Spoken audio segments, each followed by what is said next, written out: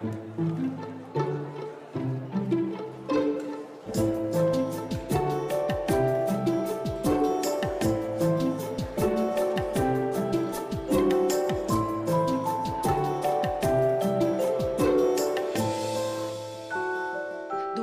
chaque année, le mémorial se mobilise à l'occasion de la semaine d'éducation et d'action contre le racisme, l'antisémitisme et la haine LGBT+, qui a fait cette année son entrée dans le cadre de cette semaine contre toute forme de discrimination. Et donc le mémorial se mobilise en organisant toute une série d'activités adressées aux scolaires et aux enseignants, mais également en organisant des rencontres tout public au sein de cet auditorium. Et je vous renvoie donc au site du mémorial pour avoir les sujets de ces différentes rencontres et vérifier si les horaires correspondent entre la brochure et le site internet. Donc ce soir, nous avons le plaisir d'accueillir Galina Elbaz, Pierre Birnbaum, Jean-Yves Camus et Manfis Kriegberg pour une table ronde qui va être modérée par Sylvain Bourmeau et que nous avons intitulée « Antisémitisme et politique, enjeux et débats actuels ». Alors pourquoi avons-nous décidé de consacrer une soirée à cette thématique ?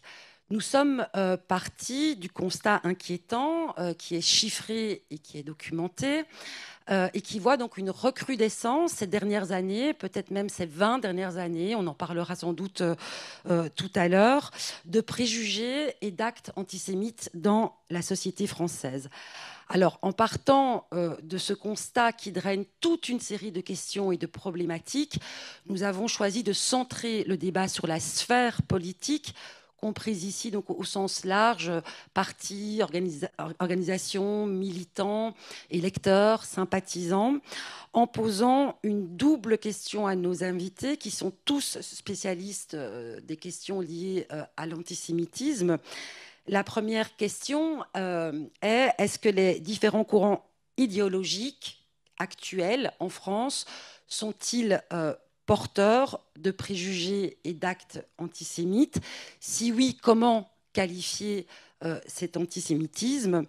Et la seconde question, à quel degré et avec quels moyens et résultats les différents partis politiques actuels pensent-ils et s'emparent-ils du phénomène antisémite par leurs paroles, par leurs discours officiels, par leurs actes, mais également par leur silence. Et je voudrais citer ici Emmanuel de Bono, qui est le rédacteur en chef de la revue Le droit de vie, que nous vous présentons ce soir et que vous pourrez acquérir si vous le souhaitez, car il se fait que nos 4 invités, hormis Sylvain Bourmeau, donc qui va modérer le débat, mais nos 4 invités ont contribué au numéro qui est paru à l'automne dernier et qui contient un gros dossier extrêmement bien documenté sur l'antisémitisme. Et donc, que dit Emmanuel de Bono, rédacteur en chef de cette revue dans l'ouverture du dossier? Il écrit que l'antisémitisme chemine également dans le silence, le déni, la relativisation, la distorsion ou encore la banalisation. Donc Sylvain Bourmeau, merci beaucoup d'avoir accepté de modérer ce débat. Je vais vous laisser le soin en tant que modérateur de présenter brièvement nos invités. Je dirai un petit mot sur vous. Vous avez une longue carrière dans les médias et vous êtes actuellement directeur du quotidien d'idées en ligne AOC. Vous êtes également producteur de l'émission La Suite dans les idées sur France Culture, qui est une émission sur l'actualité des sciences humaines et sociales. Vous êtes professeur associé à l'Université Paris 1 Panthéon-Sorbonne. Et vous êtes enfin pas enfin, mais moi c'est enfin chez moi en tout cas, l'auteur d'un recueil de poésie, Bâtonnage, qui a été publié chez Stock. Donc Sylvain, je vous remercie encore d'être là. Je vous laisse la parole et à l'issue de la discussion avec nos invités, vous pourrez leur poser des questions. Peut-être, ouais. Merci Julie Mecq pour cette introduction à ce débat qui se tient, vous l'avez rappelé, dans le cadre de cette semaine qui a lieu chaque année. Et en fait, un débat qui aussi, évidemment, s'inscrit dans une histoire récente qui commence à devenir un peu longue, qui est l'histoire peut-être de ces 20 dernières années et de l'observation par un certain nombre de gens de formes de retour de l'antisémitisme. Et la question qu'on va se poser ce soir, c'est celle de la manière dont l'univers politique réagit à ce constat. Et on va aussi, j'imagine, en préalable, enfin en tous les cas je le souhaite, parler de ce constat et essayer d'être précis s'agissant du diagnostic. L'occasion nous en est donnée et offerte, comme chaque année d'ailleurs, et c'est précieux, par la publication d'un rapport de la Commission nationale consultative des droits de l'homme, la CNCDH, qui concerne la lutte contre le racisme, l'antisémitisme et la xénophobie. Je dis c'est précieux parce que ce rapport fait état des résultats d'une enquête qui est réitérée chaque année, qui donc permet dans la longue durée de comparer et d'apercevoir des évolutions. C'est d'autant plus précieux que cette enquête n'avait pas pu vraiment se tenir dans les mêmes conditions du fait de la pandémie récemment, et là on a des chiffres à nouveau produits par la CNCDH qui ne concernent pas que ce qui va nous occuper ce soir, c'est-à-dire l'antisémitisme, mais bien plus généralement le racisme, la xénophobie et la haine LGBTQIA+, également. Donc, bon, on ne va pas pouvoir aborder tout ça, mais c'est intéressant de procéder aussi par comparaison entre ces différents phénomènes sociaux. Je ne vais pas m'attarder plus longtemps. Je vous présente rapidement les 4 personnes à la tribune ce soir, en commençant par la personne qui est le plus à gauche pour moi et à droite pour vous. Pierre Birnbaum est sociologue, il est professeur émérite à l'université Paris 1, il est l'auteur de très très nombreux ouvrages, dont certains concernent directement la question que nous allons aborder ce soir. Je pense en particulier à un ouvrage qui maintenant date un peu et trouve son origine dans les premiers moments où s'est posé la question, sur un nouveau moment antisémite. Il y a évidemment avant ça des ouvrages sur l'histoire de France, puis il y en a plus récents aussi, y compris, et je ne citerai que celui-là, un texte personnel très fort, La leçon de Vichy, une histoire personnelle.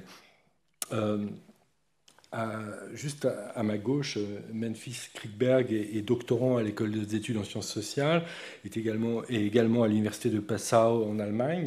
Il est actuellement chercheur invité au Centre d'études sur l'antisémitisme de l'Université technique de Berlin. Il travaille particulièrement sur la gauche et l'antisémitisme.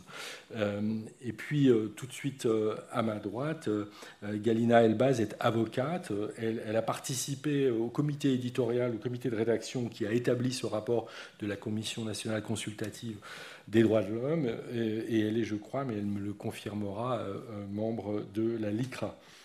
Oui, tout à fait. Vice-présidente même de la LICRA. Et enfin, à l'autre extrémité de la table, Jean-Yves Camus, qui est un spécialiste de l'extrême droite, sur laquelle il a travaillé depuis très longtemps. On peut citer un livre co-dirigé, co-écrit avec Nicolas Lebourg, Les droites extrêmes en Europe, mais Jean-Yves Camus est le cofondateur, co-directeur de l'Observatoire des radicalités politiques, et je crois également associé à la Fondation Jean Jaurès. Voilà, alors peut-être on peut commencer avec vous, Galina Elbaz, en partant de ces données nouvelles dont on dispose, qui viennent d'être publiées, qui concernent l'année 2021. Je le disais, des données qui ont pu être collectées dans une enquête en face à face, donc renouant avec celle qui avait été menée avant la pandémie, et qui fait l'objet de cette publication à la documentation française, et qui, au fond, permettent de mesurer l'évolution et je dirais, pour les avoir regardés d'un peu près, de pas vraiment, en la matière, noter d'évolution significative. On est plutôt, par rapport aux années immédiatement précédentes, dans la confirmation d'un certain nombre de résultats, qui concernent d'ailleurs pas que l'antisémitisme, qui concernent le racisme et la xénophobie en général. Pour le dire très vite, ces résultats montrent une plus grande tolérance de la société française à l'endroit de minorités, et une évolution qui va plutôt dans le bon sens de ce point de vue, et qui concerne aussi l'antisémitisme. On peut présenter les choses comme ça de manière très globale dans un premier temps. Voilà, on m'entend mieux. Bon, déjà, je vais situer d'où je parle, parce qu'effectivement, j'intervenais dans le cadre de la rédaction de ce rapport en tant que représentante de la LICRA, avocate également, mais j'ai surtout travaillé en tant que juriste et avocate sur les aspects juridiques de la lutte contre le racisme et l'antisémitisme en France dans le cadre de ce rapport. Et une petite précision, le rapport de la CNCDH, le rapport racisme, antisémitisme, xénophobie, est rendu chaque année. Donc c'est le rapport de 2021. Il y a un nouveau rapport qui va être dévoilé jeudi pour l'année 2022, auquel je n'ai pas directement participé, donc j'ai quelques éléments factuels, mais je n'en parlerai pas. Ce rapport exclut la question de la haine anti-LGBT. Donc c'est un rapport racisme. Alors, effectivement, la LICRA, dans le cadre, parce que je représentais la LICRA, a un positionnement dans la rédaction de ce rapport qui est le sien, et qui va peut-être en porte-à-faux avec votre introduction. On n'a pas la même lecture des chiffres, et en tant qu'associatif, et moi en tant qu'avocate qui travaille sur ces sujets, et parce que je travaille sur ces dossiers et que je suis amenée à les plaider, la même lecture du sondage et des conclusions parfois qui sont faites dans ce rapport, que ça va mieux.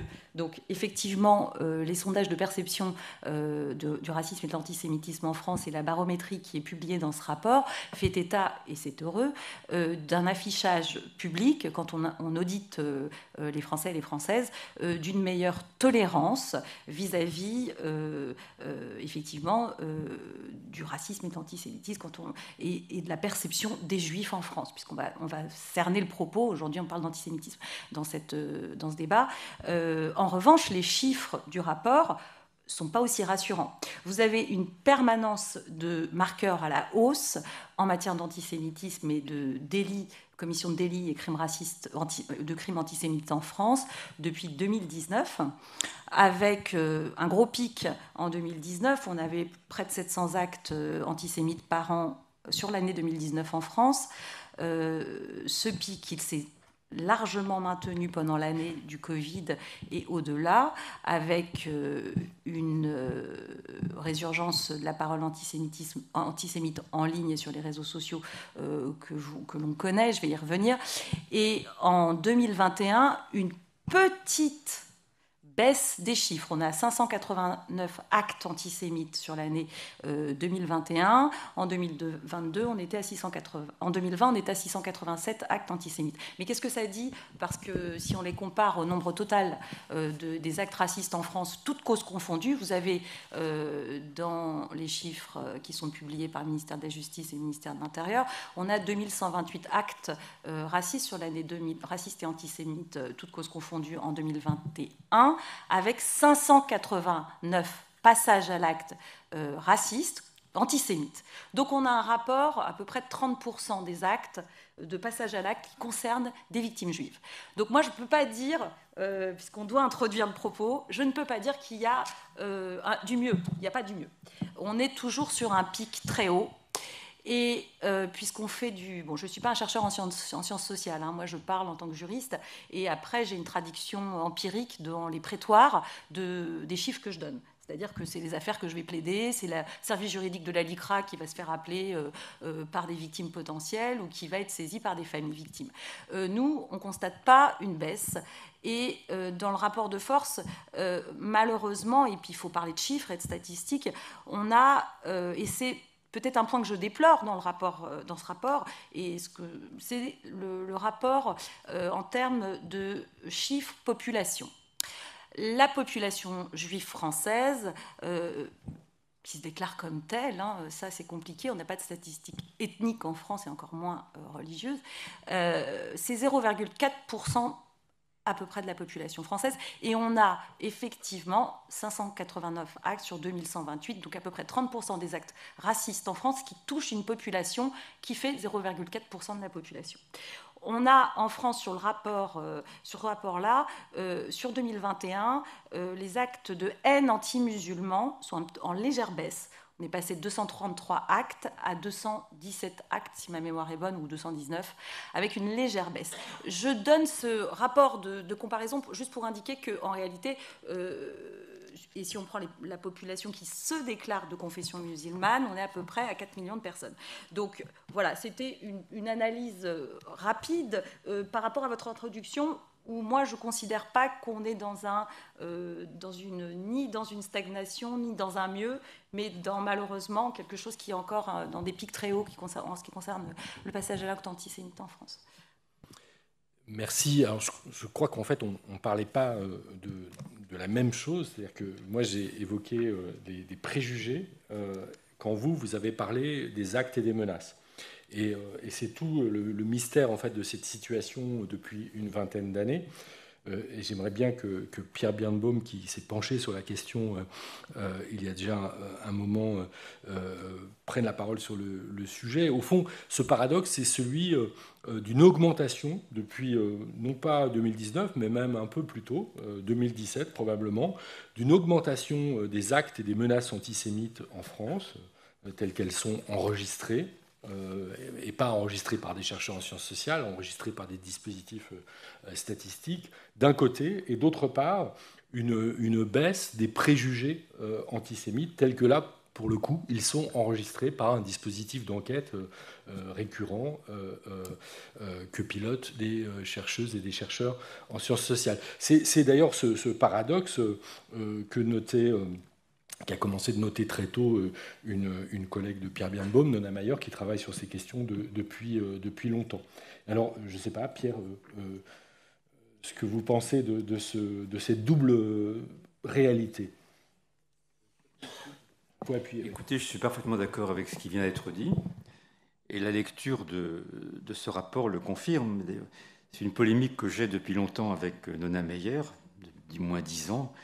C'est-à-dire qu'à chaque fois que je parle avec elle, j'essaie de montrer à quel point elle travaille. Enfin, il ne travaille que sur les préjugés, qui sont quand même relativement importants, même si je trouve qu'il les minimise, mais surtout il y a une sorte de minimisation des actes eux-mêmes. Et quand on regarde par exemple ce rapport, on est assez frappé. C'est un très gros rapport de, je ne sais pas, 300 ou 400 pages. Il y a en tout 2 fois 5 petites lignes en bas de page, de notes, petites lignes en bas de page, sur le fait qu'on tue des juifs en France. Et c'est 2 fois 4 lignes, comme si ça n'avait pas de place dans la perception de l'antisémitisme, la manière dont les juifs eux-mêmes se situent par rapport à cette question, la manière dont ils peuvent éventuellement quitter la France ou bien se replier sur eux-mêmes, sur ce qu'on appelle, entre guillemets, la communauté de manière erronée. C'est-à-dire que les actes antisémites les plus terribles, depuis l'affaire Halimi jusqu'à Knoll, etc., ne sont pas évoqués dans des rapports comme cela. 2 fois, dans ce rapport lui-même, 2 fois 4 lignes en bas de page. C'est là toute la différence, au fond, entre les préjugés qui, je trouve, néanmoins, sont importants, et lorsqu'on dit qu'il y a une tolérance la plus grande, c'est ce qui est écrit dans le rapport, on va vers une plus grande tolérance, c'est formidable. Néanmoins, les Juifs sont perçus comme un groupe, bien souvent, 30%. Les Juifs et l'argent, quand on regarde la succession des rapports depuis 10 ans, ça va de 50-60% à, pour certaines populations, encore aujourd'hui, 60%. C'est-à-dire que les vieux préjugés traditionnels sont quand même très présents. J'ai fait une introduction à un livre qui va sortir au Seuil dans 15 jours, de Francesca Trivillato sur les Juifs et l'argent, qui est un livre absolument admirable, et elle montre à quel point c'est en France, au XVIe siècle, XVIIe siècle, qu'on invente le rapport, enfin le fait que les Juifs auraient créé la lettre de change, serait à l'origine même de l'exploitation, et cette invention est reproduite à travers tous les siècles en France. Donc il y a une tradition extrêmement lointaine qui ancre ce préjugé. Il est mondial, il est de tout temps, il est de tout pays, mais il est inventé en France par un bonhomme, et elle le montre très bien dans ce livre. Donc, si les préjugés éventuellement diminuent, mais pas tellement, je trouve, même si effectivement, dans d'autres rapports, par exemple, on dit, bah oui, je serais tout à fait d'accord que ma fille ou mon fils épouse un juif, ou bien qu'un juif devienne, ou une juive devienne président de la République, etc. Ce type de préjugés diminue.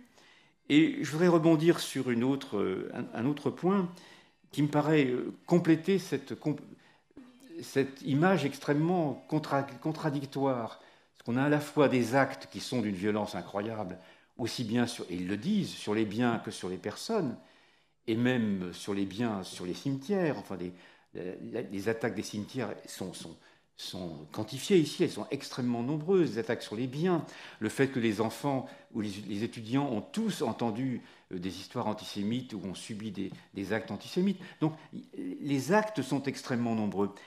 Et cela dans un contexte où, je voudrais ajouter un point qui me paraît vraiment intéressant, dans un contexte où l'antisémitisme proprement politique, puisque c'est notre sujet, semble diminuer. Je suis très frappé par le fait que, à mon sens, je n'ai pas fait de l'enquête spécifique, mais la nomination de Madame Borne, l'accès à la présidence de l'Assemblée nationale de Madame Yaël Braun-Pivet, le fait que l'une et l'autre ont fait des déclarations pour se reconnaître comme juifs ou liés au judaïsme, et ont été au fameux dîner du CRIF, ont fait des déclarations, mais pas. Mon grand-père est venu en France de Pologne avec sa valise. Bon, on a tout un ensemble de déclarations qui, explicitement, dans l'espace public, revendiquent une sorte d'identité, d'origine, je ne sais pas comment le nommer. Et je n'ai pas vu, mais je n'ai pas été étudié la presse d'extrême droite, je ne l'ai pas fait. Peut-être que vous l'avez fait, je ne sais pas.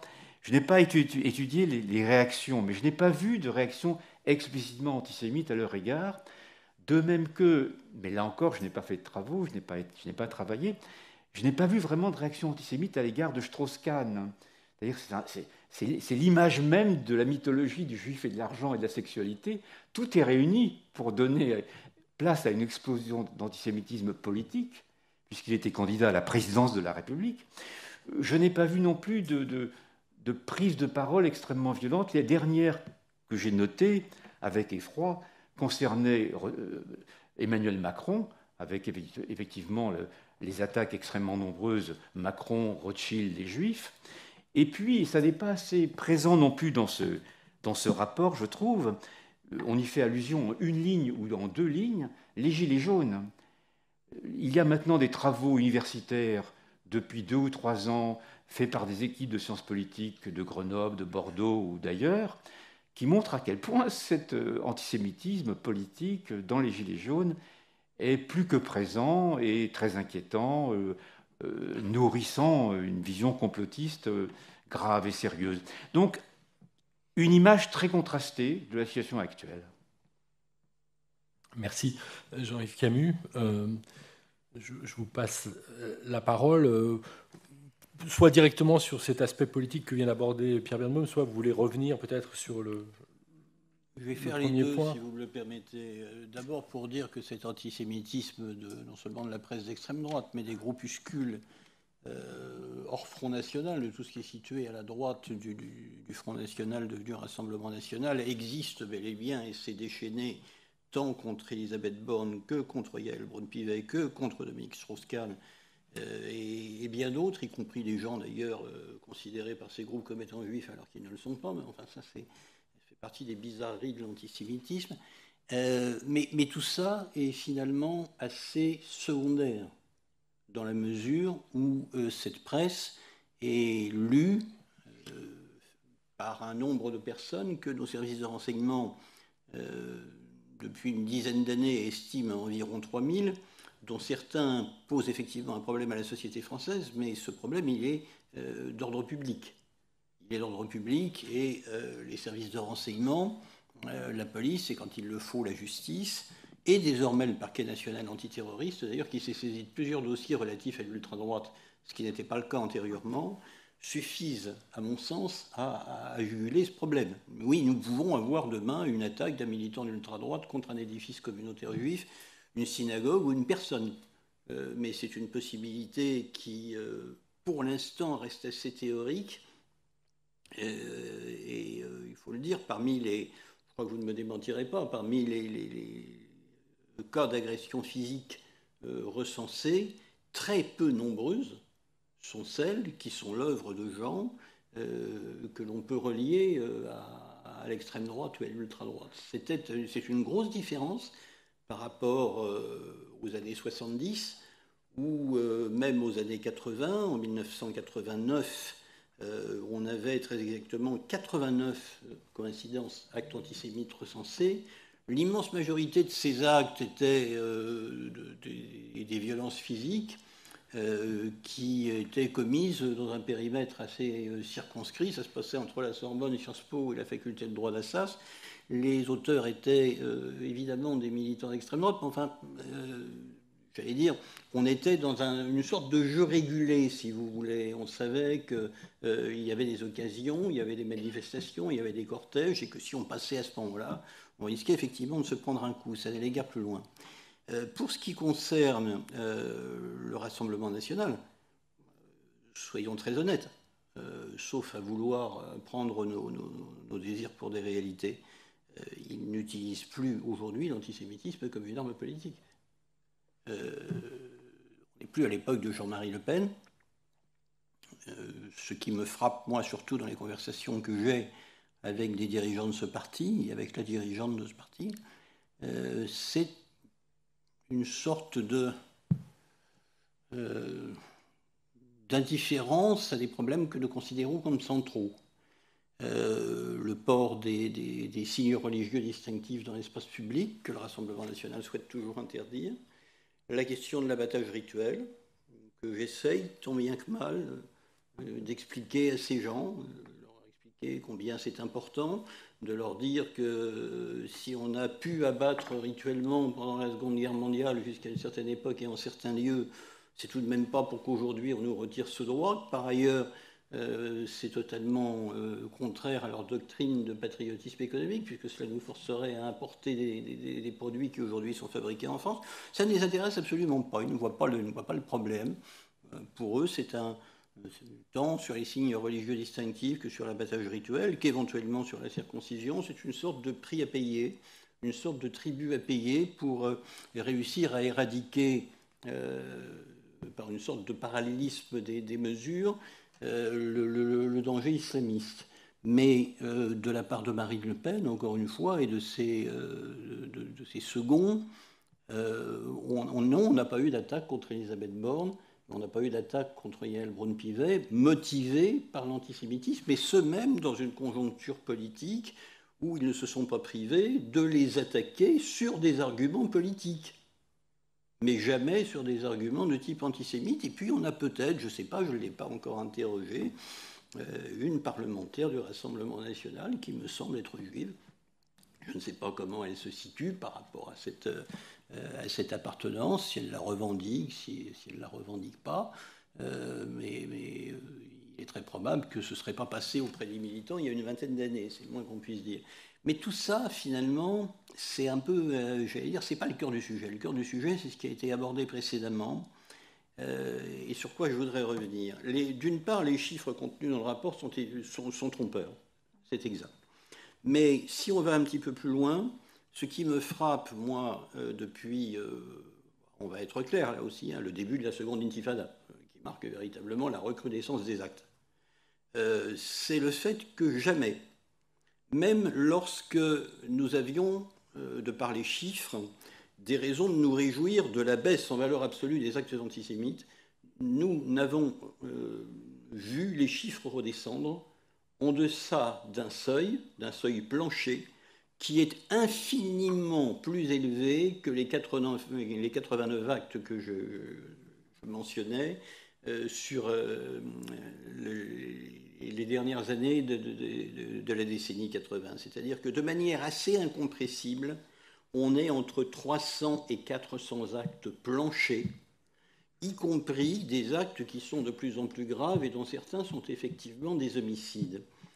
On peut toujours se rassurer comme on veut, on peut toujours dire qu'il y a une baisse en valeur absolue, certes, Mais il n'en reste pas moins que le grand changement pour les Juifs de France, c'est précisément cette notion de plancher, c'est-à-dire que, quelle que soit la politique des gouvernements en place, qui effectivement mettent du cœur à lutter contre l'antisémitisme, ils n'y arrivent pas. Il y a un seuil au-delà duquel on ne redescend pas. Et c'est très très insécurisant, c'est d'autant plus insécurisant, me semble-t-il, et là je parle de mon expérience personnelle, que cet antisémitisme est infiniment imprévisible. Ce que je veux dire par là, c'est que j'habite personnellement à 300 mètres de l'endroit où Mireille Knoll a été tuée, 700-800 de l'endroit où Sarah Halimi a été tuée, à peu près autant de l'endroit où Ilan Halimi a été enlevé. Et au quotidien, je ne ressens pas l'antisémitisme. Pas du tout. J'habite dans un petit coin du 11e arrondissement où la population orthodoxe est très importante, très, très concentrée, fréquente les mêmes lieux de culte. Nous ne sommes jamais embêtés sur les trajets, nous ne sommes jamais embêtés dans les immeubles. Nous vivons un quotidien relativement paisible. Puis paf, un jour, on regarde la télévision et on se dit mince, c'est un meurtre antisémite et ça s'est passé à 300 mètres de chez moi, dans un endroit devant lequel je passe à chaque fois que je vais à la synagogue ou que je vais faire mes courses. Je ne remarque rien. Et puis quand même, il y a quelque chose derrière. Et ça, au quotidien, c'est assez compliqué à vivre. C'est pas comme si vous viviez dans un quartier où vous avez perpétuellement des actes et vous soyez obligé de vous dire à un moment donné, bon, si je tiens à ma sécurité, il faut que je parte. On a à la fois un vécu qui est extrêmement correct, et puis en même temps, quand même, à un moment donné, une série, si vous voulez, sur la relativement longue période, qui pose question et qui montre que oui, le niveau de préjugés est absolument beaucoup plus élevé que le rapport, aussi bien fait soit-il, rend compte finalement. Le problème étant que les médias tendent à se focaliser sur le rapport, qu'ils vont évidemment commenter énormément, et n'a pas toujours porté la parole critique derrière sur ce que notamment Pierre Birnbaum vient d'évoquer, c'est-à-dire le fait que les actes les plus graves sont balayés très très rapidement en note infrapaginale, ce qui ne peut pas être l'effet du hasard. Non, cela dit, on peut... Enfin, les médias font plutôt l'inverse, au sens où ils vont évidemment dans une logique qui n'a rien à voir avec l'antisémitisme, qui est une logique de traitement des homicides en particulier, attirer l'attention sur ces affaires très graves, beaucoup plus que sur des travaux de sciences sociales en règle générale qui s'intéressent à des récurrences oui, mais sur la partie statistiques. Qui commente le rapport, c'est toujours pour dire, et je pense que vous ne me démentirez pas, oui, qu'il y a amélioration du point de vue des chiffres. C'est important, un mot là-dessus, parce qu'après on va passer à autre chose et vous pointez des choses très importantes. Quand vous avez dit les chiffres sont trompeurs, les chiffres ne sont pas trompeurs, les chiffres sont réels. Les chiffres sont bons dans le rapport, en revanche c'est les analyses qui sont trompeuses.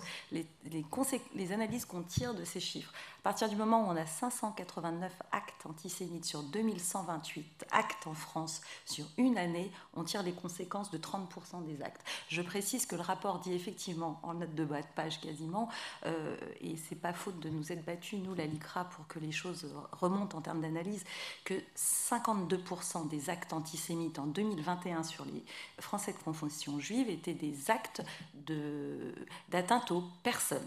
Donc, et que ce surnombre d'actes et d'atteintes aux personnes était un surnombre tout racisme confondu. C'est-à-dire que on peut dire que les Français de confession juive concentrent les actes d'atteinte aux personnes, et ça, c'est des points qui n'apparaissent pas dans le rapport, et que la barométrie des préjugés ou des questions qui sont en annexe du rapport ne permettent pas d'évaluer, et c'est dommage. C'est le caractère létal, et là vous l'avez soulevé, potentiellement létal de ces actes, et il est vrai, on ne peut pas recouper on ne peut pas faire l'économie de l'analyse empirique des chiffres des affaires judiciaires et le décorréler de la question des préjugés. Donc il faut analyser ces passages à l'acte, et sur les actes de violence, de crimes d'atteinte aux personnes, nous constatons, alors je suis obligée de parler du service juridique de la LICRA, je suis désolée, donc de décorréler de la CNCDH, mais effectivement une surprévalence des passages passage à l'acte ultra-violent. Et c'est cette notion d'ultra-violence qui n'est pas documentée dans le rapport, que d'autres pays documentent. C'est-à-dire, est-ce qu'il n'y a pas même un déchaînement en termes de violence, quand il y a atteinte aux personnes, avec une surviolence sur les Français de confession juive? C'est ce type de questionnement qui fait défaut dans ce rapport et qui peut effectivement susciter une inquiétude des Français de confession juive qui ont, quand il y avait effectivement une étude de Fondapol en janvier 2022, où les Français de confession juive majoritairement, donc à contrario de ce rapport, avaient le sentiment qu'effectivement nos dispositifs légaux sont bons, s'améliorent, effectivement, avec même la prise en compte de la circonstance aggravante d'antisémitisme pour l'intégralité des délits et crimes du code pénal, donc l'antisémitisme. Les textes sont là. En revanche, les dispositifs légaux sont là, mais les Français de confession juive n'ont pas l'impression que le risque d'atteinte aux personnes qui les concerne spécifiquement est prise en compte à la mesure du phénomène qui est d'ampleur. Je passe la parole tout de suite à Memphis Kriegberg pour son regard sur ces deux points qu'on a commencé d'aborder avant qu'on élargisse la discussion. Je veux dire que je suis aussi assez sceptique sur le constat relativement optimiste qui est dressé dans le rapport de la CNCDH. Tout d'abord, et aussi sur la notion sur la catégorie de préjugés pour évaluer ce phénomène, tout simplement parce que l'antisémitisme est plus qu'un préjugé, il est une vision du monde et une passion, et les préjugés, en quelque sorte, ne sont que l'expression superficielle de cette vision du monde qui vise à expliquer le fonctionnement du monde, les grands bouleversements sociaux et transformations sociales liées à l'avènement de la modernité. Et du coup, ça fait qu'un certain nombre de choses ne sont pas mesurables en termes de préjugés. Tout d'abord, le fait que, par exemple, que les gens interviewés une perception positive des personnes juives en France ne veut pas dire qu'elles n'adhèrent pas à une vision du monde antisémite, puisque justement l'antisémitisme projette un fantasme de puissance et donc aussi de réussite économique, etc., sur les personnes juives. Et souvent, dans l'antisémitisme, il y a aussi une forme parfois de jalousie, d'envie vis-à-vis de la position supposée des personnes juives. Et deuxièmement, l'antisémitisme étant une vision du monde fondamentalement conspirationniste, et comme vous l'avez rappelé, il n'a pas forcément besoin de cibler explicitement des personnes juives. Ce qui est au centre, c'est plutôt sa manière d'expliquer le monde. Moi, je tendrais à classer aussi les idéologies conspirationnistes dans l'antisémitisme, puisque la matrice argumentative, les images qui y sont déployées, c'est-à-dire celle d'un pouvoir de l'ombre, d'un pouvoir caché derrière les instances de pouvoir officielles, et aussi la tendance à la personnification des rapports sociaux, sont partagées entre l'antisémitisme et les idéologies conspirationnistes. Et c'est pour ça qu'un concept comme celui d'antisémitisme structurel me semble important pour mesurer le phénomène de l'antisémitisme, et du coup ne peut pas être simplement mesuré à travers des enquêtes d'opinion, puisqu'il s'agit de qualifier une idéologie, et une idéologie qui existe toujours dans des idéologies plus larges, des deux côtés, à gauche, à droite, à l'extrême droite, à l'extrême gauche. Et on en vient du coup aux déclinaisons proprement politiques de l'antisémitisme. Deux mots peut-être sur le Rassemblement national. Alors, il est vrai que, du moins dans l'espace public, le Rassemblement national ne cible plus explicitement les juifs, qu'il n'utilise pas, à ma connaissance, les codes les plus obvious, enfin de l'antisémitisme type Soros, etc. Mais sa vision du monde, sa vision de l'économie, certains mots utilisés comme celui de mondialisme et l'opposition entre un peuple enraciné et des élites ou une oligarchie déconnectée, l'opposition entre un capital productif ancré notamment dans le tissu national des petites entreprises face à un capital transnational lié, associé soit aux États-Unis, soit à l'Europe. En fait, cette vision est, à mon sens, structurellement antisémite. Et j'ai été aussi assez interloqué par le fait que vous n'évoquiez pas Zemmour. Bon, même si il n'a pas eu les résultats, et tant mieux, escomptés à l'élection présidentielle. On a quand même là une réhabilitation, on a dans l'espace public donc, de Pétain, donc une expression d'un antisémitisme secondaire qui se situe donc sur le plan mémoriel, et aussi une personne qui, que ce soit à travers l'utilisation du mythe du grand remplacement ou dans ses écrits, dans ses livres, où on trouve des références classiques à Rothschild, en fait, déploie un argumentaire antisémite, somme toute, assez classique, en fait. Voilà, donc c'est peut-être quelques mots que je voulais dire par rapport aux interventions précédentes. Merci. Alors, vous parlez d'antisémitisme classique. Tout à l'heure, Pierre Birnbaum disait un mot aussi du caractère classique de certains des traits antisémites perçus dans les discours politiques et qui concernaient, par exemple, le président Emmanuel Macron, mais bien d'autres discours. Ça nous permet d'ouvrir un nouveau chapitre peut-être de cette discussion qui est lié aussi à cette situation paradoxale ou contrastée, donc pour reprendre ce mot, dans laquelle on mesure à travers des enquêtes régulières une amélioration en termes de préjugés, et dans le même temps on enregistre, non pas à travers des enquêtes, cette fois de sciences sociales, mais à travers des statistiques de policières et de la justice, un certain nombre d'actes et de menaces qui, eux, progressent, a été avancé pour expliquer cette évolution, et notamment par Pierre-André Taguieff, l'idée d'un nouvel antisémitisme, ou en l'occurrence d'une nouvelle judéophobie, puisqu'il préférait l'usage de ce mot, donc d'un nouvel antisémitisme qui serait venu supplanter l'ancien antisémitisme. Alors, ce rapport, c'est pas la première fois qu'il le dit, observe en fait que ce nouvel antisémitisme, et je mets des guillemets, demeure marginal au regard de l'ancien antisémitisme qui reste très installé dans les préjugés observables dans la société française. Et je citais un livre, Pierre Birnbaum, que vous aviez écrit il y a de ça quelques années, dans lequel l'argument central, si je me souviens bien, consistait à dire que le vieil antisémitisme demeurait présent et pouvait parfaitement se combiner avec de nouvelles formes d'antisémitisme, et que les deux se mettaient au fond à coexister. Je pense que vous faites... Il faut appuyer. Voilà.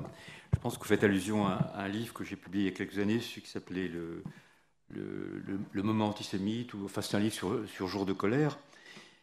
Et Jour de colère est en effet quelque chose qu'on ne peut pas oublier, enfin, puisqu'on voit débouler dans les rues de Paris à la fois la droite intégriste catholique et puis de manière extrêmement organisée des Français musulmans, enfin, qui les uns et les autres... ceux-là étant adeptes de Dieudonné, crient mort aux Juifs dans les rues de Paris. Donc c'était quelque chose d'assez étonnant de voir ce rapprochement entre les deux. Je voudrais au fond souligner le fait que les actes les plus graves, les meurtres, dont on a parlé depuis quelques instants, parce qu'il faut voir qu'en réalité on n'a jamais tué de Juifs en France, à part les croisades et Pétain. Et on tue très peu de Juifs en France, depuis l'histoire, depuis le XVIIe, XVIe siècle, XIVe siècle, effectivement sous les croisades,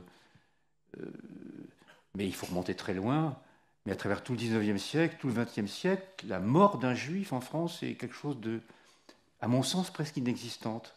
Or là, on a tout de même 11 Juifs qui meurent, Et malheureusement, j'ajoute malheureusement, enfin de manière étrange, sous les coups de personnes qui, en effet, le plus souvent sont liées à une culture musulmane, enfin, le plus souvent, presque tous, je crois, il faudrait vérifier, depuis l'affaire Halimi, l'horrible affaire Halimi, enfin, jusqu'à la fin. Alors, il y a là une question qui est... Alors que Taguieff, effectivement, prend de manière centrale, moi, je reste tout de même sceptique sur la réalité de cette judéophobie. Et en tout cas, il n'existe aucun travail, sauf le livre cité en quelques lignes, à nouveau et malheureusement sans analyse précise dans cet ouvrage, sauf le livre excellent de Brouard et Tiberge, qui est paru il y a déjà 7 ou 8 ans, sur les valeurs des Français musulmans, qui est remarquable comme ouvrage, un travail de sociologie, d'interview. Or, ce livre est relativement terrifiant, parce que dans ce livre, il y a en effet un antisémitisme ouvert, déclaré, d'une partie importante des personnes de culture musulmane vivant en France, et en particulier des personnes originaires de Turquie, si je me souviens bien. Ce livre est vraiment très inquiétant. Il n'y a rien d'autre. Il n'y a aucun autre travail sur tout de même des millions de personnes qui vivent en France et sur la connaissance que l'on a de leurs préjugés ou de ce qui peut les pousser à l'acte, puisque c'est malheureusement de ce côté-là que vienne la mort des Juifs récemment. Alors, les méchants d'extrême droite sont toujours là, et Camus les connaît, nous les connaissons tous, et les nouvelles, les médias en parlent, nous font frémir de temps en temps par la réunion d'extrême droite ici ou là en France, on le sait. Il se trouve que ceux qui meurent sous les coups d'autres personnes, et on connaît mal, parce qu'en effet les Français musulmans ne sont pas antisémites dans leur ensemble. Nous avons des collègues psychanalystes, médecins, docteurs, tout ce que l'on peut imaginer, qui sont tout aussi laïques et ouverts et pluralistes et tolérants que nous le sommes nous-mêmes. Donc il n'est pas question de porter un jugement négatif, globalisant, essentialisant une catégorie de Français. Mais il se trouve que, et le livre, c'est le seul que je connaisse, peut-être que vous me détromperez, le livre de Brouard et Tiberge, qui date déjà de 4 ou 5 ans, 6 ans, peut-être 7 ans, reste relativement inquiétant sur les valeurs et donc sur l'existence tout de même, bon, je n'aime pas ce mot de judéophobie, je n'en comprends pas bien le sens, mais en tout cas de ce phénomène-là, aussi limité peut-être soit-il. Jean-Yves Camus ? Je voudrais réagir sur plusieurs points. Le premier, c'est celui que vient d'évoquer Pierre Birnbaum. On n'a pas tué beaucoup de juifs en France entre les croisades et l'époque contemporaine. Oui, à deux ou trois exceptions près. La première, c'est que pendant toute cette époque, et en tout cas jusqu'à ce que la Révolution française confère aux Juifs la qualité de citoyens de plein exercice, l'une des raisons pour lesquelles on ne tue pas énormément de Juifs, c'est qu'ils sont sommés de quitter la ville à la nuit tombée pour passer la nuit dans des endroits qui de fait les protègent d'un certain nombre d'attaques. C'est-à-dire que l'obligation qui leur est faite de s'extraire du corps social à un moment de la journée pour rentrer dans quelque chose qui est un ghetto, effectivement, protège d'une certaine manière de l'assassinat, mais ça ne résout pas bien la question de l'antisémitisme. La seconde chose, c'est que tout juif alsacien qui a un peu de mémoire se souvient tout de même que l'Alsace a connu des pogroms. Ces pogroms ont fait des victimes à une époque relativement récente, et en tout cas au XIXe siècle. Et puis la troisième chose, je ne veux pas essayer de faire celui qui voit de l'antisémitisme partout, mais enfin, tout dépend de la conception qu'on a de la France, parce qu'à l'époque où l'Algérie était département français, il y a quand même eu quelques incidents, notamment le pogrom de Constantine et quelques autres, et tout ça se passait sur un territoire qui était considéré au plan du droit comme étant intégralement un territoire français, départementalisé. Le second point, c'est que d'un point de vue qui est totalement différent de ce qui vient d'être dit, je ne distingue pas pour ma part le nouvel et l'ancien antisémitisme. C'est-à-dire, je suis fidèle, j'essaye d'être fidèle en tout cas à la kippa que je porte sur la tête, et qui a une signification. Cette signification, elle est dans la Torah, elle est dans ce que la Torah nous enseigne sur l'antisémitisme, et que pour certains d'entre nous, nous allons dire dans une quinzaine de jours, lorsqu'on fera le premier Seder de Pessah, où l'on dit, au début de la cérémonie, relativement au début de la cérémonie, et à chaque génération, il y a une main qui s'est levée pour nous exterminer. Et HaKadosh Baruch Hu Matzilanu miyadam. Et l'Éternel, notre Dieu, nous a sauvés de leurs mains. Ce qui veut dire qu'à chaque génération, il y a effectivement, pour une raison absolument existentielle, on ne va pas revenir sur Amalek, etc., mais une nouvelle génération d'antisémites qui se lève. Cette génération, elle peut être composée de gens qui proviennent de cultures différentes, qui mettent en avant un préjugé ou l'autre préjugé. Le contexte économique peut être celui-ci ou il peut être celui-là. Mais à la fin des fins, il y a quelque chose qui reste intangible dans cette haine antisémite et qui est de l'ordre de la jalousie de la mission qui est confiée au peuple juif. Et cette jalousie de la mission, elle s'étend non seulement à ceux qui sont observants, mais également à ceux qui ne le sont pas, puisque les antisémites ne font jamais la différence entre les gens qui se déclarent observants et ceux qui renient. Et pour eux, le pire des renégats, s'il est juif, reste toujours juif. Donc, moi, cette distinction me paraît un petit peu spécieuse. Il y a des nouvelles modalités, effectivement, de mise en œuvre de l'antisémitisme, mais j'allais dire, le fond de soupe reste le même. Puis je voudrais, in fine, réagir à ce que vous avez dit sur Éric Zemmour.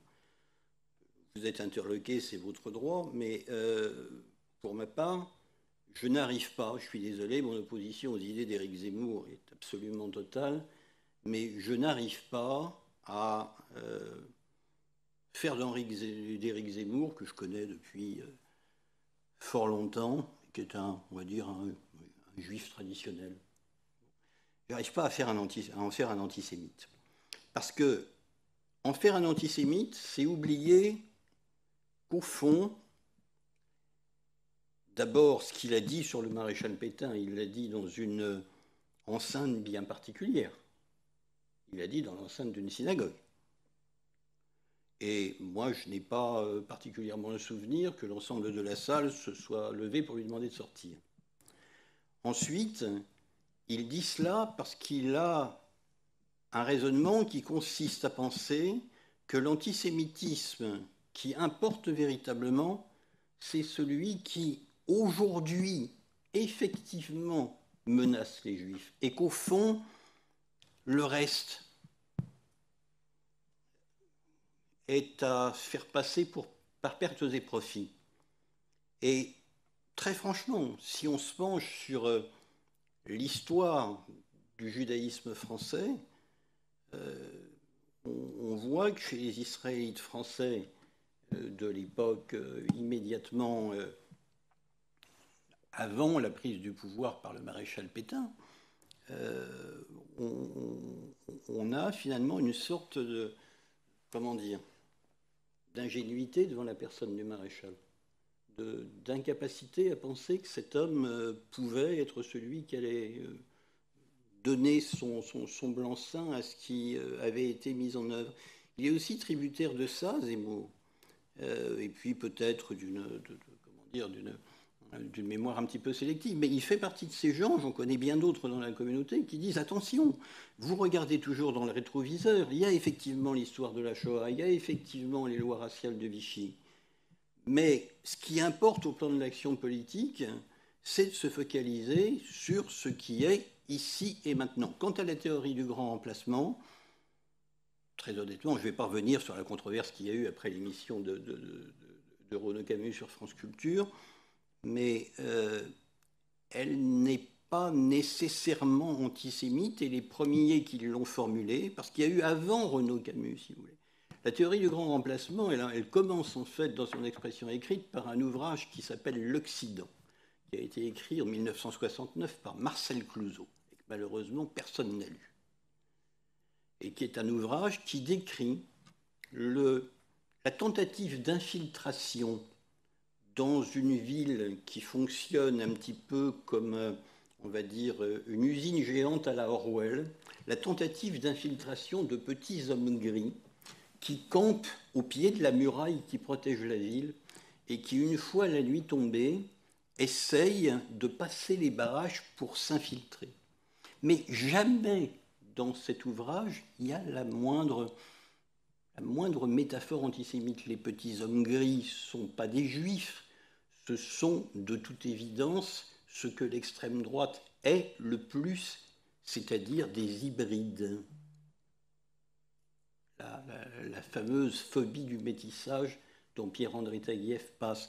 Donc des hommes de couleurs indistinctes, de cultures indistinctes, qui rentrent comme des chenilles ou toutes sortes d'insectes chez vous la nuit pour saper, un petit peu comme des termites, les fondations de votre maison.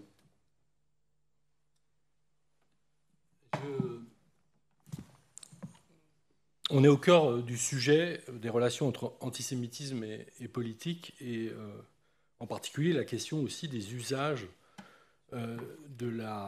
du repérage de l'antisémitisme, de la lutte contre l'antisémitisme, de la définition de l'antisémitisme dans l'espace public.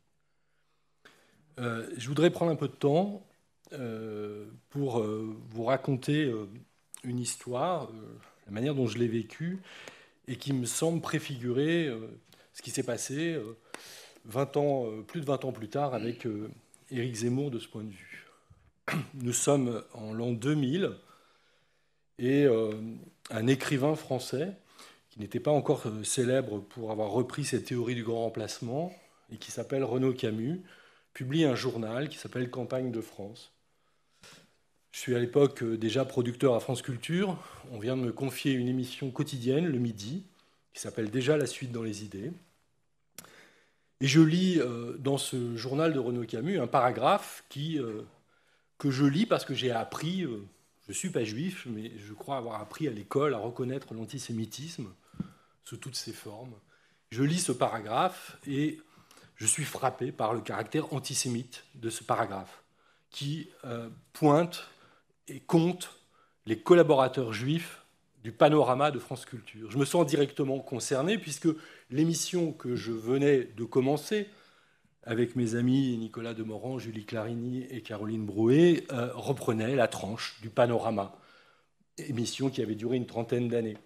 Et donc, j'étais à l'époque également rédacteur en chef d'un journal, Les Inrecuptibles, et je demande à celui qui s'occupe des pages livres dans le journal, qui est un ami de longue date, Marc Wetzmann, d'écrire un article sur ce livre de Renaud Camus.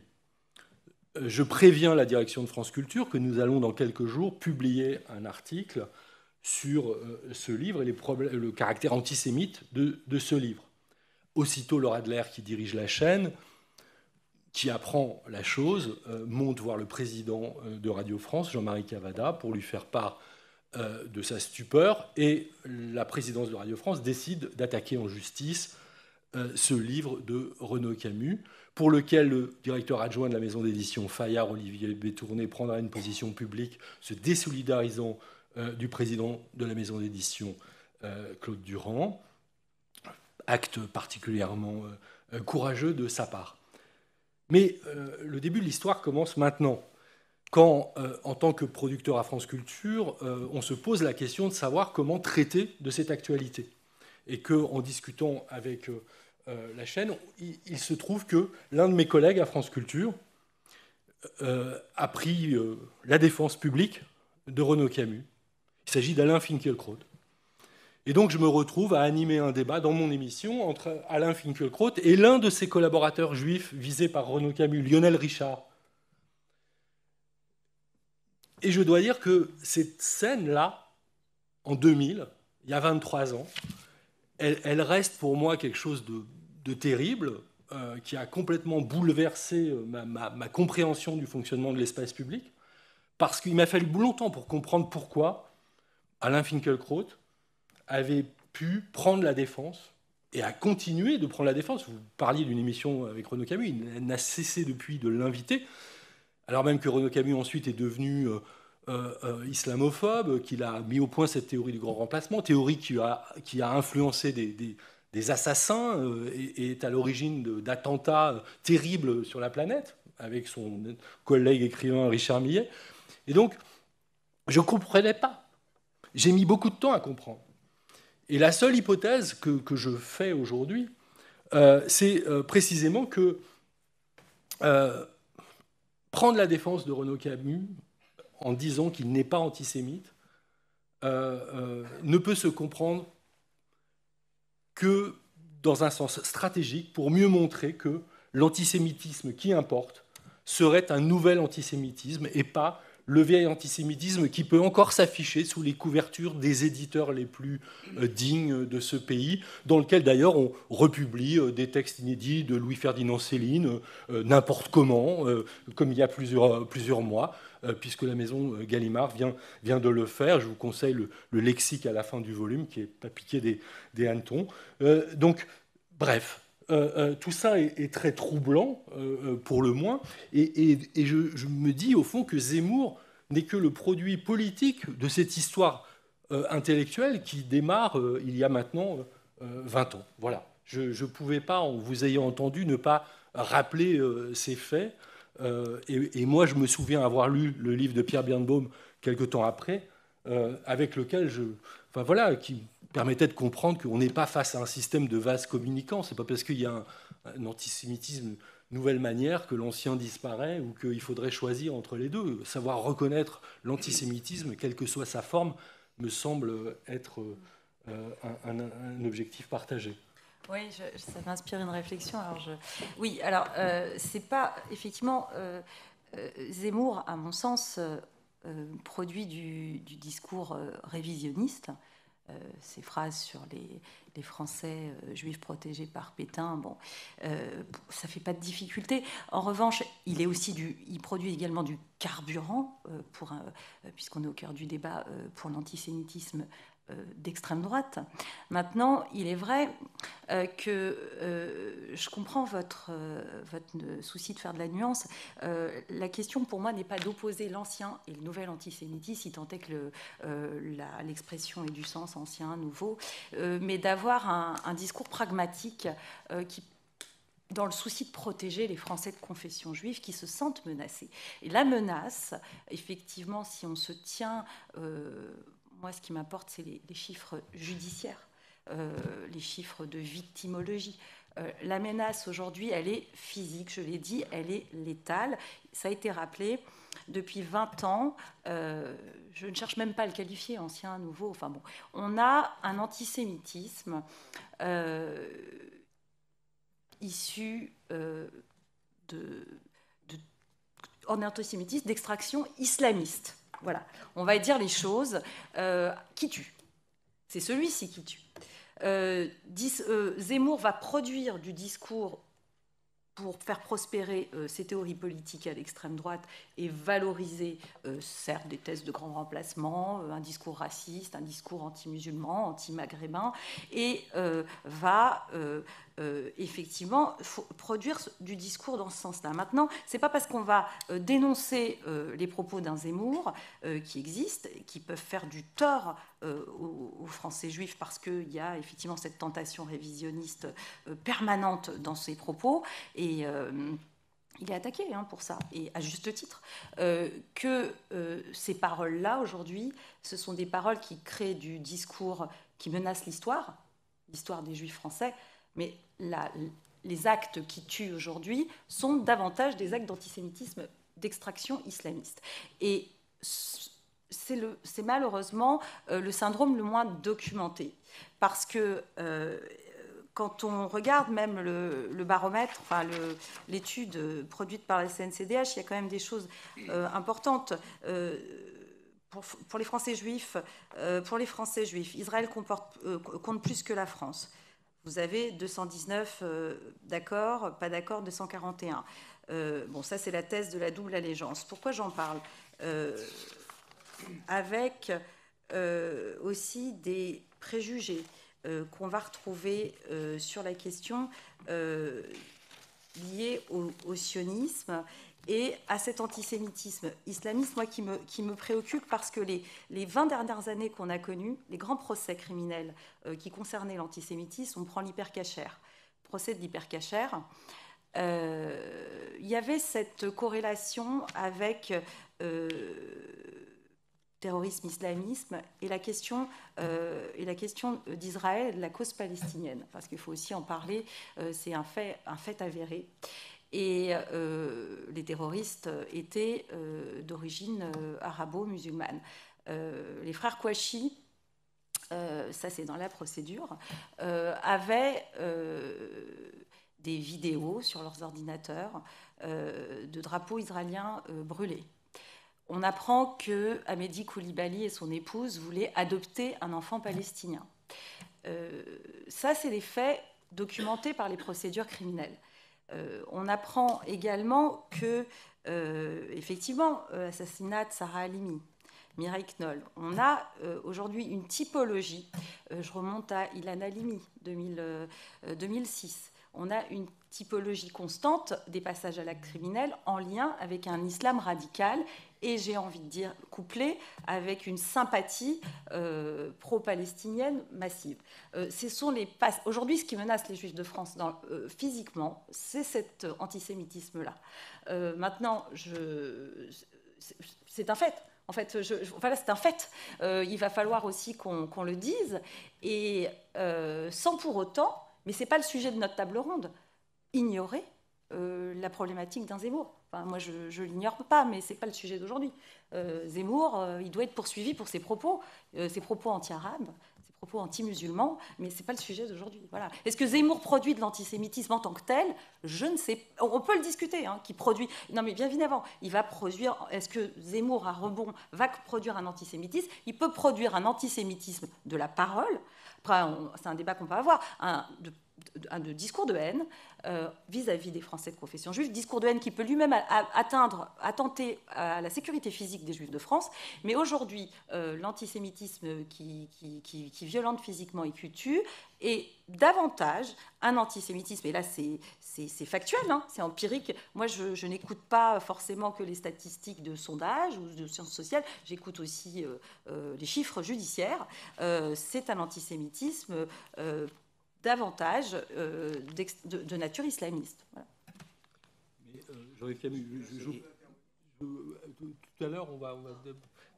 Mais juste, je vous passe la parole deux secondes. Très brièvement, et sous votre contrôle, l'antisémitisme qui tue, l'antisémitisme létal, et j'ajoute à la liste que vous avez donnée le sort particulier réservé à Elsa Kayat lors de l'attentat de Charlie Hebdo, est effectivement le fait d'islamistes.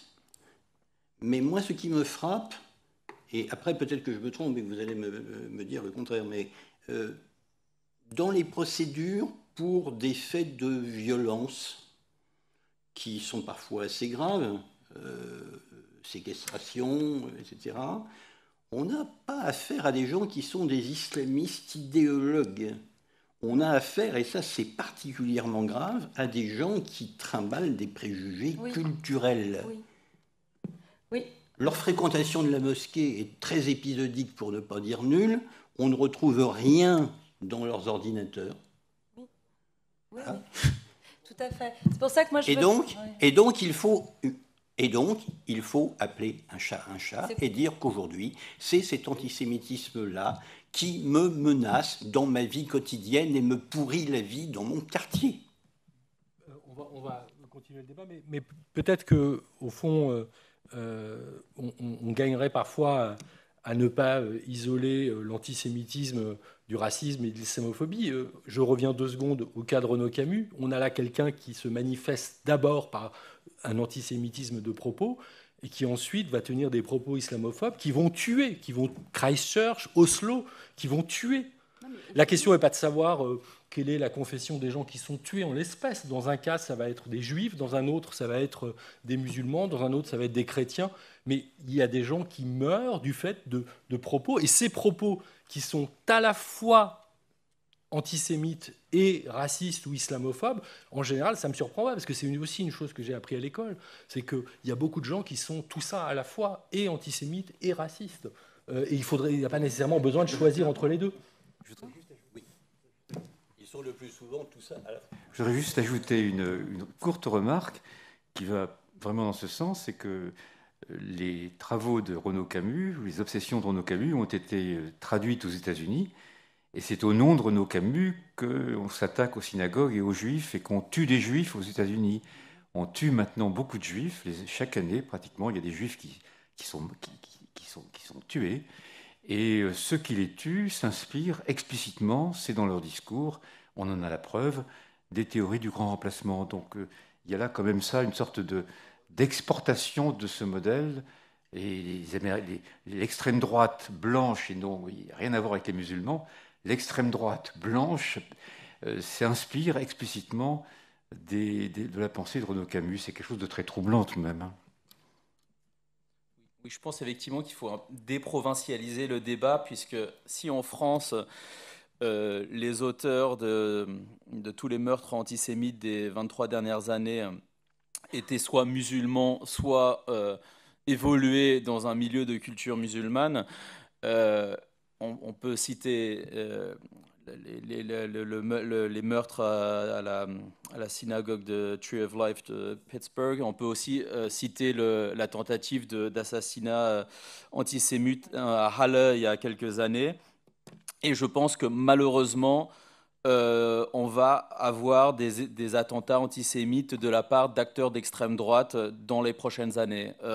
Parce que c'est aussi, on parle de références culturelles et de culture d'extrême droite en fait qui circulent, qui circulent entre les pays. Et aussi, l'antisémitisme est une idéologie globale. Ensuite, peut-être une référence bibliographique sur l'antisémitisme musulman, qui effectivement n'est pas uniquement un antisémitisme islamiste politique, mais aussi un antisémitisme diffus dans l'islam conservateur ou les différentes formes d'islam populaire qu'on trouve dans les communautés musulmanes. Il y a les travaux de Gunther Yikeli aussi, qui a aussi écrit dans l'exemplaire de DDV, qui a fait qui a comparé entre différentes communautés musulmanes en Europe l'adhésion à des tropes antisémites, et il montre effectivement qu'il y a une plus grande adhésion à des tropes antisémites dans les communautés musulmanes. Un troisième point aussi sur lequel je voulais revenir, sur la question des préjugés et de la mesure de l'antisémitisme, c'est dans le cas de l'antisionisme, on ne peut pas mesurer, et l'antisémitisme dans sa forme antisioniste, on ne peut pas forcément le mesurer à l'aune d'enquêtes d'opinion, puisque l'antisionisme, c'est une manière de cadrer et d'orienter des faits dans un certain sens. Et prenons par exemple l'énoncé « Israël tue des enfants ». Bon, ça peut arriver dans le cas de dommages collatéraux, d'opérations sécuritaires, mais on sait très bien que dans le cas de l'antisionisme, en fait, ces faits vont être mis en lien avec tout un imaginaire traditionnel, voilà, des juifs tueurs d'enfants, etc. Et ça, à mon sens, comme ça implique une analyse et une déconstruction idéologique, ça ne peut pas être mesuré par des enquêtes d'opinion. Et en fait, peut-être un quatrième point sur Éric Zemmour, et je pense que c'est aussi l'objet du débat, puisque Zemmour est, à mon sens, une des incarnations de l'antisémitisme politique en France. Je voulais juste revenir sur cette notion d'antisémitisme secondaire. En fait, donc, c'est une notion qui nous vient notamment des travaux de l'école de Francfort. Il s'agit de penser la persistance de l'antisémitisme, non pas malgré Auschwitz, mais à cause d'Auschwitz. Ça veut dire que la mémoire du génocide, en fait, est interprété comme un obstacle à une identification positive à la nation. Et c'est très fort en Allemagne, mais à mon sens, on le trouve aussi en Pologne. Et Éric Zemmour est, à mon sens, l'incarnation de cette forme d'antisémitisme, de l'antisémitisme secondaire en France. Et voilà, cette notion me semble assez importante dans le cadre du débat actuel. Merci. Je vois qu'il y avait un peu d'impatience dans la salle. On va peut-être prendre 2 ou 3 questions. Un premier. Oui, il y a une question. On a connu quand même, et je m'étonne de ne pas en entendre parler, une vague antisémite importante, politique, à propos du Covid et de tout ce qui l'a entouré. On a quand même vu, pour la première fois depuis longtemps, des gens défiler avec des pancartes qui, sous-entendu, puisque la traduction avait été donnée par avance par le général qui avait expliqué qu'il s'agissait d'une certaine communauté, et puis on a vu Cassandre défiler, au cas où on n'aurait pas compris, mettre les noms des gens. Bon. On a vu Soral parler de la liste de Schindler à propos de Buzyn, Lévy, etc., etc. Donc là, il y a eu clairement une vague d'antisémitisme politique, repris ensuite par Philippot, par exemple, et d'autres, l'Étoile jaune, etc. Et ça, je ne l'ai pas entendu tout à l'heure, mais ce n'est pas du tout un reproche, mais voilà quelque chose d'antisémitisme politique qui s'est produit dans ce pays. Et en effet, il y a une remarque qu'a fait Memphis Krickenberg tout à l'heure, et qu'on n'explore pas assez, c'est la question de la proximité entre complotisme et antisémitisme. C'est quelque chose qui maintenant est intimement lié et qui pose des problèmes énormes. Premier, donc c'est une question. Et le deuxième point, je m'étonne un peu de la coupure que vous faites entre les différentes périodes. Par exemple, vous dites, je ne sais pas qui a dit, on n'a pas tué de juifs en France pendant toute entre les croisades et Pétain. Mais avant Pétain, quelques dizaines d'années avant Pétain, il y a eu l'affaire Dreyfus. Et l'affaire Dreyfus et son déluge de violence verbale et de manifestations, le monument Henri, les propos qui sont exprimés à cette époque, ont préparé, à mes yeux, la possibilité que la police française et les institutions françaises procèdent à la déportation et à l'assassinat des Juifs. Donc on ne peut pas découper comme ça en disant il y a les événements. Les préjugés tuent. Et une troisième question, et puis... On peut tellement dire plein de choses dans le colloque. Alors, j'étais au CBL tout récemment pour présenter le livre. C'était un colloque sur l'antisémitisme contemporain, Monsieur Yves Camus. Dans ce recueil, vous intervenez. J'ai lu votre intervention sur les extrêmes droites. Donc, elles sont très éclairantes. Ma question, c'est le rapport. Ce rapport, je pense qu'il faut qu'il passe au scanner. Parce que pourquoi ? Au niveau des données, on est face à des données policières. Mais combien de personnes subissent du racisme ordinaire ne vont pas à la police ? Combien de personnes sont brutalisées ne vont pas à la police ? Surtout les personnes qui ne sont pas entourées d'une communauté ou d'un avocat et autres. Vous voyez, donc il y a déjà un déséquilibre. Ce que je proposais à la CNDPS, c'est que ce rapport qui est tous les ans fasse la même conclusion, c'est d'extirper les victimes, de les mettre soit sur couleur noire ou un liseré, pour dire voilà, dans ce rapport, il y a, comme on fait les justes, on les sort, mais là on sort les victimes pour dire voilà, ces victimes, et qu'on dise qu'est-ce qui leur est arrivé. Ben, je pense que ça serait un plus dans ce rapport qui sera peut-être plus accueilli, plus lu, je pense, par rapport à des personnes qui doutent encore qu'on tue en France par racisme, par antisémitisme. Merci. Alors, qui veut... D'abord sur les syndicats. Bon, il se trouve qu'on a un peu discuté avant. C'est vrai qu'à un niveau local, sûrement, ça peut arriver que soit les administrations, voire le rectorat, par facilité, laisse faire, n'interviennent pas. C'est vrai. Après, je pense que le problème au niveau des syndicats, il est aussi au niveau des positions politiques et idéologiques des syndicats. Donc c'est pas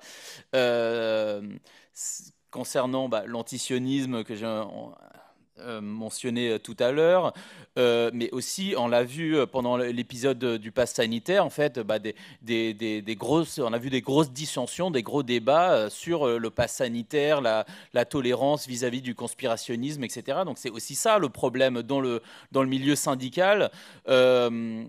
Et même parfois aussi quand dans le cadre de lutte entre cadres syndicaux, parce que je suis en lien avec aussi des syndicalistes qui nous disent pour discréditer tel cadre syndical, on va utiliser des tropes antisémites. Bon, on sait que ça arrivait. Donc, et de ce point de vue-là, il y a tout un travail à faire.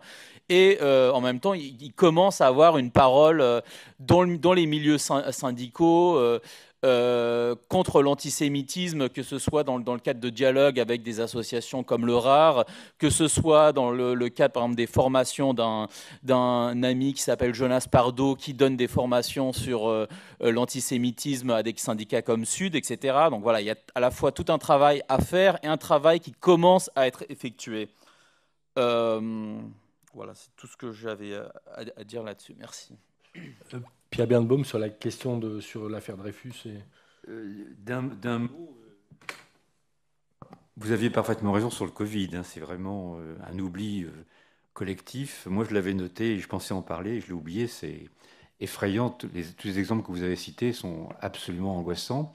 Et on retrouve d'ailleurs la même chose aux États-Unis, où en permanence, ce sont les Juifs, pour l'extrême droite, qui ont introduit la Covid. C'est vraiment effrayant. Pour l'affaire Dreyfus, non, je pense que vous vous trompez. Je pense qu'on peut maintenir. J'ai plutôt tendance à maintenir ma position. C'est-à-dire qu'en effet, il y a une violence littéraire, idéologique. Il y a des mouvements de foule. J'ai beaucoup travaillé sur ces questions. Mais il n'y a pas un juif qui est mort. Il y a un juif ou deux qui sont blessés. Alors, on peut imaginer que ça a une influence sur 30 ans ou 40 ans après sur Vichy, mais à vous de le prouver, vous voyez. C'est une question, c'est une possibilité. Je pense qu'il faudra davantage travailler pour montrer la relation exacte entre les deux, même si on pourrait aller dans votre sens. Les héritiers de Drummond, par exemple, sont très actifs pendant Vichy, et on célèbre l'anniversaire de la mort de Drummond pendant Vichy. Donc il y a des relations, certainement. Je ne pense pas que ce soit suffisant pour lier les deux. Et je crois qu'au contraire, ce qui est intéressant, c'est que durant ces années de violence extrême et de menaces verbales contre les Juifs, puisqu'il y a des foules de 40 000, 30 000, 40 000 personnes qui se réunissent dans différentes villes de France en criant « mort aux Juifs », aucun Juif ne meurt, aucun Juif n'est tué, et pratiquement aucun n'est blessé, contrairement aux policiers qui, eux, sont très souvent blessés en défendant les Juifs. Jean-Yves Camus. Simon Epstein a publié il y a déjà assez longtemps chez Très contestable livre, très contestable. Non, mais je ne prends que les données brutes. Les données brutes montrent quand même l'extrême hétérogénéité du destin des Dreyfusards et des anti-Dreyfusards. Je ne prends encore une fois que les données brutes. Après, effectivement, sur Vichy, on peut se poser un certain nombre de questions. La phrase de Maurras à l'issue de son procès, c'est la revanche de Dreyfus. Le rôle d'un Dupaty de Clam au sein de l'Institut d'études des questions juives. Mais à l'inverse, si vous prenez toute la période de l'avant-guerre, la plus importante fédération de mouvements de la droite dure, certains diront extrême, c'est le général de Curière de Castelnau, qu'on appelle le Capucin botté. Or, le général de Castelnau est incontestablement de fidélité monarchiste. Il est extrêmement à droite, il dirige la Fédération nationale catholique qui compte quand même 2 millions d'adhérents. Mais pendant l'occupation, le général de Castelnau, qui a entre 85 et 88 ans à sa mort, est d'une rectitude absolument totale dans son refus d'admettre le régime de Vichy, de travailler pour lui, ce que certains à Vichy auraient bien vu, et dans sa propriété de la région de Toulouse, et malgré son âge avancé, il a de la résistance. Donc, vous voyez, je ne prends pas le livre de Simra pour argent comptant, je dis simplement, quand on regarde l'énumération des destins qui figurent dans cet ouvrage, on s'aperçoit que vous avez, pour des raisons diverses, des gens qui tombent d'un côté ou qui tombent de l'autre. Et je vais dire, malheureusement, pour ceux qui se réclament de la gauche, un certain nombre de gens qui ont évolué dans les milieux de Dreyfusard et ont milité à gauche, qui, à un moment donné, eh bien, se retrouvent, on pense à Hubert Lagardelle, mais à bien d'autres, être du côté de Vichy. Oui, bonsoir, Léo, donc je suis traducteur de japonais. Pour ce qui est de... Comment dire, vous avez évoqué au début donc, la contribution de Mark Wetzmann sur on va dire, les phénomènes antisémites récents. Et j'étais assez frappé, moi, pour le coup, qui suis un peu... comment dire, j'essaye de suivre de près, en fait, les discours de haine en ligne. Et si je me permets de faire intervenir, en tout cas, un acteur de l'extrême droite que je ne nommerai pas ce soir, j'ai été frappé, par exemple, par une phrase récente qui disait, en gros, un tel, bon, est juif, mais je ne lui reproche pas de l'être. Moi, la seule chose que je lui reproche, c'est un état d'esprit moderne qui consiste à nuire aux autres sans être atteint. Ça me paraît à peu près,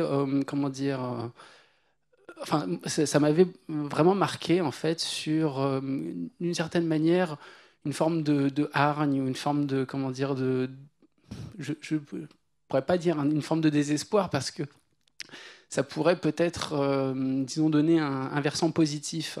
Et pour voir en tout cas un certain nombre de jeunes qui sont attirés, entre guillemets, par une forme d'Orient fantasmé, etc., je me demandais si l'antisémitisme que l'on voit aujourd'hui, en tout cas en ce moment, et même c'est lié aussi à la pensée magique qui revient à la faveur du Covid, est-ce qu'il n'y a pas une sorte de désir de monde symbolique? Est-ce qu'il n'y a pas une volonté de renouer avec du sacré et du symbolique qui s'exprime de façon un peu désordonnée et qui pour les personnes qui espèrent lutter contre les discriminations par la raison, par la connaissance, mobiliser des moyens intellectuels sophistiqués, précis, etc. Est-ce qu'on n'est pas un peu... Voilà, qu'est-ce qu'on pourrait en fait faire pour aller sur un peu le terrain du symbolique sans forcément renoncer à nos exigences militantes? Bonjour. Merci pour votre conférence. Déjà, c'est très intéressant. Moi, j'avais une question qui se rapprochait à ce que développaient plusieurs d'entre vous, mais ce que développait Memphis, je crois, en particulier, qui est cette idée que l'antisémitisme, en fait, au-delà d'être une série d'actes, fait structurellement partie d'une matrice qui, en fait, peut être plus ou moins remplie d'autres côtés différents, qui peut du coup prendre plusieurs formes, on va dire. Ma question, c'était si on considère que cette matrice qui, à un moment donné, a été pensée, qui a notamment été, je ne sais pas si c'est un bon terme, mais exportée, on pense au protocole des sages de Sion, c'est pas que tourné en Europe, c'était exporté, que cet antisémitisme-là, il revient en fait de manière cyclique, puisque les pays dans lesquels on habite, peut-être cyclique, c'est pas le bon terme, mais dans les pays dans lesquels on habite, on pense à l'affaire Dreyfus notamment, donc en France, les concepts d'État-nation ou les concepts de nationalisme qui apparaissent vraiment à la fin du 19e et au début du 20e sont structurellement basés sur cette idée, sur cette conception de l'altérité. Pardon, je me perds. La question c'était, est-ce que c'est vraiment possible, ou comment vous envisagez-vous, si on peut parler d'antisémitisme sans remettre en question les fondements de comment est-ce que les États-nations ont été construits en Europe, sur quoi, sur quelle base culturelle, d'hégémonie, d'une quelconque manière? Si c'était clair. Merci. Je ne sais pas, Memphis d'abord, peut-être... Alors peut-être déjà sur la dernière question, et ça rejoint aussi la discussion sur nouvelle judéophobie, nouvel antisémitisme. Je pense que s'il y a une distinction à faire déjà, c'est entre la judéophobie féodale ou médiévale de type religieuse et l'antisémitisme moderne, dont le noyau est globalement toujours le même, mais dont les grammaires changent en fonction des contextes, des milieux, etc. Et à ce titre-là, oui, en fait, tout est... Évidemment, le nationalisme a été, donc le nationalisme dans le cadre de la formation des États-nations occidentaux modernes, mais même plus tard dans le cadre des mouvements de décolonisation, oui, a toujours été un fort porteur de l'antisémitisme, mais en même temps, n'importe quoi peut se tourner contre les juifs, même des idéologies beaucoup plus cosmopolites. Alors, si on regarde par exemple le champ de la gauche, généralement, les acteurs de la gauche les plus critiques du souverainisme ou d'une conception de gauche de la nation tendent souvent être plutôt critiques de l'antisémitisme, mais en même temps, on peut très bien avoir un européisme antisémite, puisqu'on va accuser Israël d'être cette nation voilà, qui s'agrippe à un vieux nationalisme désuet, etc. Bon, donc tout l'anarchisme donc, critique de l'État-nation peut se tourner contre les Juifs dans la mesure où il refuse, au nom d'un antinationalisme abstrait, à reconnaître la nécessité d'Israël comme safe space pour les personnes juives. Bref, tout peut se tourner contre les Juifs. Et sinon, aussi sur la question alors, du symbolique. Alors, le symbolique, je ne sais pas, mais